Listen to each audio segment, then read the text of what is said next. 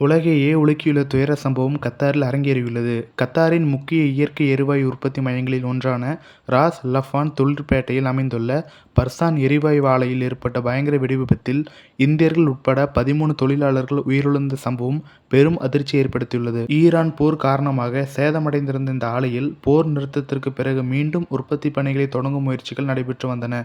அந்த நேரத்திலேயே திடீரென ஏற்பட்ட தொழில்நுட்ப கோளாறு காரணமாக வெடிவிபத்து சில நொடிகளில் பெரும் தீ விபத்தாக மாறியதாக அதிகாரிகள் தெரிவித்துள்ளனர். இந்த கோர விபத்தில் இந்தியா மற்றும் பாகிஸ்தானை சேர்ந்த 13 தொழிலாளர்கள் உயிரிழந்துள்ளனர். மேலும் 66 பேர் காயமடைந்து மருத்துவமனைகளில் சிகிச்சை பெற்று வருகின்றனர்.